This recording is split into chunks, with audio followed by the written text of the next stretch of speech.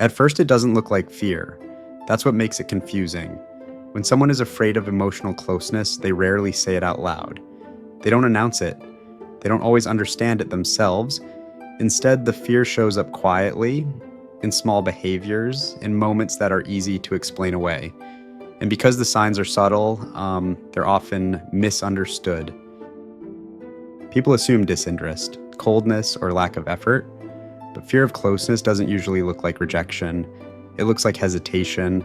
It looks like someone who wants connection, but feels uneasy once it starts to deepen. At the beginning, everything feels normal, sometimes even intense.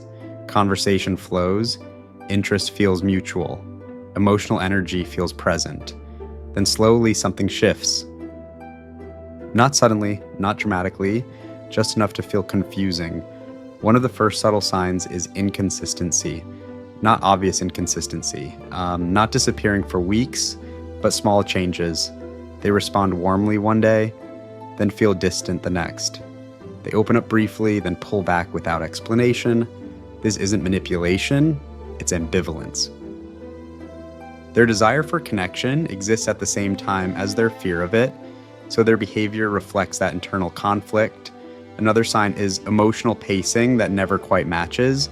You might feel ready to go deeper while they seem comfortable staying on the surface. They share stories, opinions, daily details, but when the conversation moves toward feelings, something changes. They might joke, change the subject, or grow quieter. It's subtle, but it's consistent. Closeness requires emotional presence, and for someone who feels unsafe with closeness, presence feels exposing. Another sign is discomfort with emotional expectations. Not unreasonable expectations, just the awareness that closeness creates responsibility. Responsibility to show up, to be consistent, to be emotionally available. For someone afraid of closeness, that awareness feels heavy. They may feel overwhelmed without knowing why. So instead of expressing that discomfort, they create space. They respond less. They become harder to reach.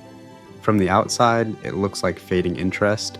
From the inside, it feels like relief. Another subtle sign is how they handle moments of emotional intensity.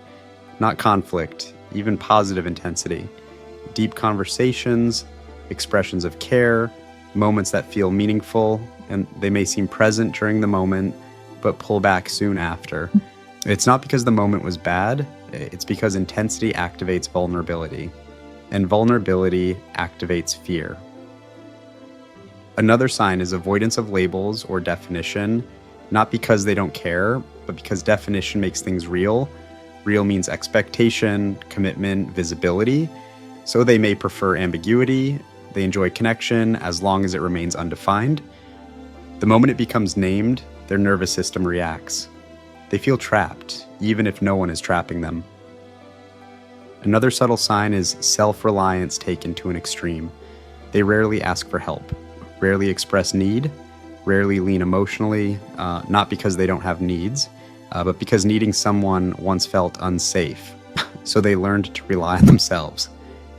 Closeness threatens that strategy because closeness invites dependence, and dependence once meant disappointment. Another sign is emotional withdrawal during stress. When life becomes difficult, they don't reach out, they go inward, they isolate, not because they don't trust you, but because closeness during stress feels overwhelming.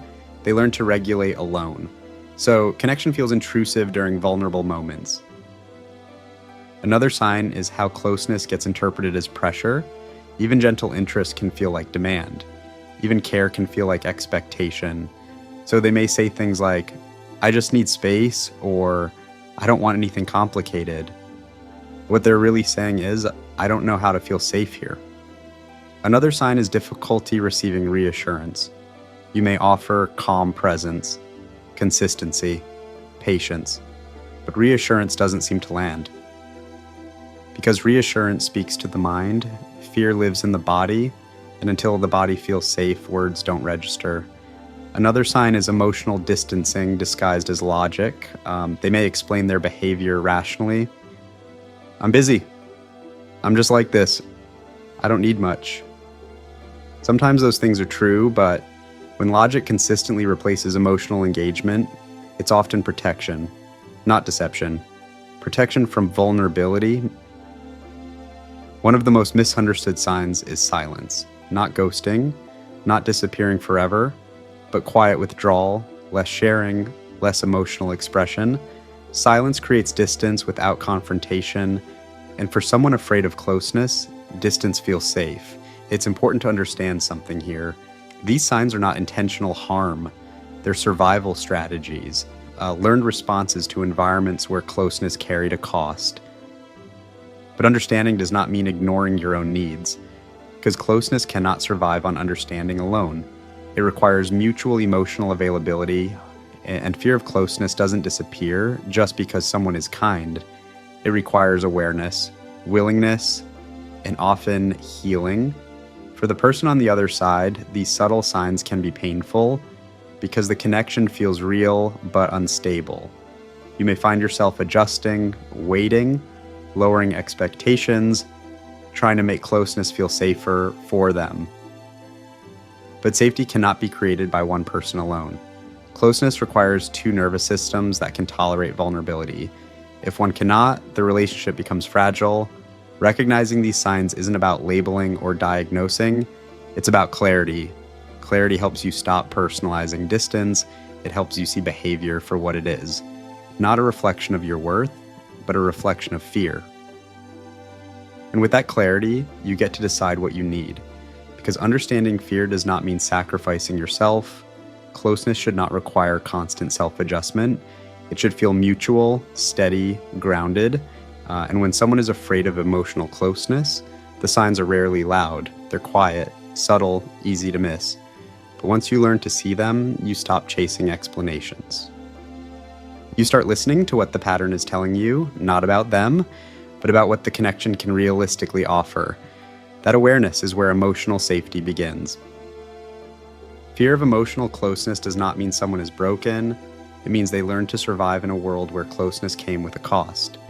But survival patterns don't always lead to connection. Understanding that changes how you see distance, how you see silence, and how you see yourself.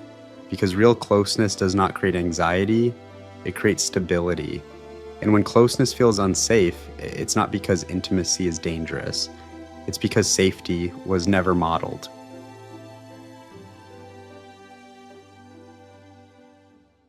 Support the channel, hit the like and subscribe button.